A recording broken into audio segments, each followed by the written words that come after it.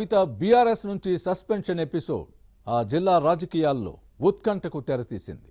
తెలంగాణ జాగృతి శ్రేణుల్లో అయోమయం నెలకొంది. గులాబీ కండువాతో పాటు జాగృతి జెండా కింద పనిచేసిన నేతలు ఎటువైపు నడవాలో తేల్చుకోలేని సందిగ్ధంలో కొట్టుమిట్టాడుతున్నారు. బీఆర్ఎస్లో కొనసాగడమే బెటరా లేక జాగృతి వెంట నడవడం మంచిదా అన్న కన్ఫ్యూజన్లో ఉన్నారా? కవిత వెంట నడిచి భవిష్యత్తును బుగ్గి చేసుకోవడం ఎందుకని భావిస్తున్నారా?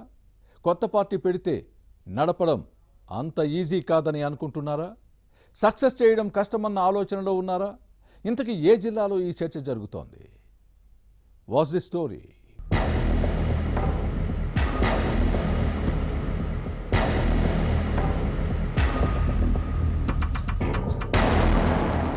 బీఆర్ఎస్ నుంచి సస్పెండ్ అయిన తర్వాత తెలంగాణ జాగృతి అధ్యక్షురాలు కవితకు ఏం చేయాలో అంతుపట్టడం లేదు. ప్రస్తుతానికి సైలెంట్గా ఉన్నా రాజకీయంగా ఏదో ఒక స్టెప్ తీసుకోక తప్పదు. ఎంపీ ఎమ్మెల్సీగా పనిచేసిన నేత క్రియాశీల రాజకీయాల్లో లేకపోతే గుర్తింపు ఉండదు. పదవులు అనుభవించిన నేతలు పాలిటిక్స్కు దూరంగా ఉండలేరు. ఈ క్రమంలోనే కొత్త పార్టీ పెడితే వెంట నడిచేది ఎవరన్న సందిగ్ధంలో కొట్టుమిట్టాడుతున్నారు. పార్టీ నడపడం అంత ఈజీ కాదు. సక్సెస్ అవుతుందో లేదో అన్న అనుమానాలు చాలా మంది నేతలకున్నాయి. దీంతో ఈమెను పలకరించేందుకే గులాబీ నేతలు ఇష్టపడడం లేదు. కవిత ఫోన్ చేసినా కొందరు నేతలు లిఫ్ట్ చేయడం లేదన్న ప్రచారం ఉంది. కవితతో మాట్లాడి లేనిపోని చిక్కులు తెచ్చుకోవడం ఎందుకని ఎవరికి వారు మిన్నకుండిపోతున్నారు. దీంతో ఏం చేయాలో కవితకు దిక్కు తోచడం లేదు. తెలంగాణ ఉద్యమం నుంచి కలిసి పనిచేసిన నేతపై బీఆర్ఎస్ సస్పెన్షన్ వేటు వేయడంతో ఉమ్మడి వరంగల్ జిల్లా గులాబీ శ్రేణుల్లో అయోమయం నెలకొంది. ఇక్కడ తెలంగాణ జాగృతికి బలమైన క్యాడర్ ఉండేది. ప్రభుత్వ మాజీ చీఫ్ విప్ దాస్యం వినయ్ భాస్కర్ సోదరుడు విజయ్ భాస్కర్ తో పాటు కొందరు కీలక నేతలు తెలంగాణ జాగృతి కోసం పనిచేశారు. విద్యార్థి ఉద్యమాలతో బీఆర్ఎస్ లో కీలకంగా వ్యవహరించారు. కానీ కవితను పార్టీ నుంచి సస్పెండ్ చేసిన తర్వాత తెలంగాణ జాగృతి క్యాడర్ సందిగ్ధంలో పడింది. ఈ నేత కొత్తగా పార్టీని ఏర్పాటు చేస్తారనే ప్రచారం జరుగుతున్న సమయంలో వెంట నడవాలా, బీఆర్ఎస్ లోనే ఉండిపోవాలా అనే కన్ఫ్యూజన్ వారిలో నెలకొంది. కవితకు అండగా ఉండేది ఎవరన్నది చర్చనీయాంశంగా మారింది. ఓరుగల్లు జాగృతి కార్యక్రమాలను పర్యవేక్షించే దాస్యం విజయ్ భాస్కర్ కవిత వెంట నడిచేందుకు సుముఖంగా లేరని సమాచారం. అలాగే ఈయన సోదరుడు వినయ్ భాస్కర్ బీఆర్ఎస్ హన్మకొండ జిల్లా అధ్యక్షుడిగా కొనసాగుతున్నారు. పైగా పార్టీ వర్కింగ్ ప్రెసిడెంట్ కేటీఆర్ కు అత్యంత సన్నిహితుడు. దీంతో విజయ్ భాస్కర్ గులాబీ గూటిలోనే కొనసాగుతారన్నది సన్నిహితుల మాట.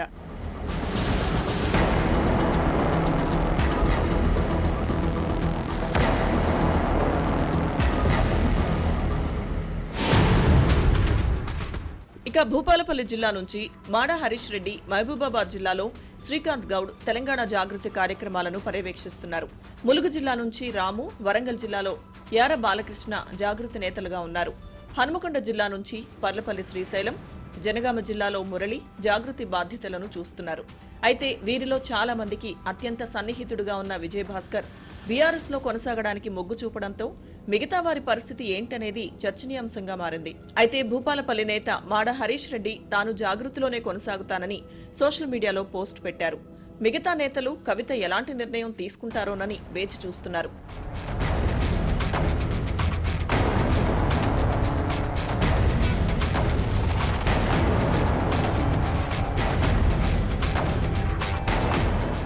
కవిత సొంత పార్టీ పెడతారా లేక ఇతర పార్టీలో చేరతారా అన్న అంశంపై జాగృతి కార్యకర్తల్లో ఉత్కంఠ నెలకొంది. సొంత పార్టీ పెడితే ఏం చేయాలి, వేరే పార్టీలో చేరితే ఎలా వ్యవహరించాలన్న దానిపై కవిత తీసుకునే నిర్ణయానికి అనుగుణంగా అడుగులు వేయాలని జాగృతి నేతలు భావిస్తున్నారు. మాజీ మంత్రి సత్యవతి రాథోడ్, మహబూబాబాద్ మాజీ ఎంపీ మాలోతు కవిత గతంలో తెలంగాణ జాగృతి అధ్యక్షురాలు వెంట చాలా కార్యక్రమాలకు హాజరయ్యారు. అయితే కవిత బీఆర్ఎస్ పై చేసిన ఆరోపణలకు సత్యవతి రాథోడ్ కౌంటర్ ఇవ్వడాన్ని గుర్తుపెట్టుకోవాలి. కారు పార్టీ కీలక మహిళా నేతలు కవిత వెంట నడిచే అవకాశం లేదని గులాబీ శ్రేణుల్లో వినిపిస్తోంది. ఈ విషయం తెలుసుకున్న కవితలో కొంత ఆందోళన, మరికొంత కలవరం కనిపిస్తోంది.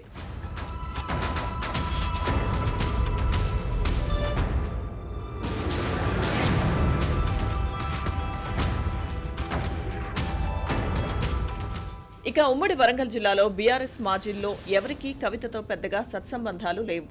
ఎంపీలు, ఎమ్మెల్యేలు, ఎమ్మెల్సీలుగా పనిచేసి వారితో పాటు పార్టీలో చెప్పుకోదగిన నేతలు కూడా కవితతో టచ్లో లేరని సమాచారం.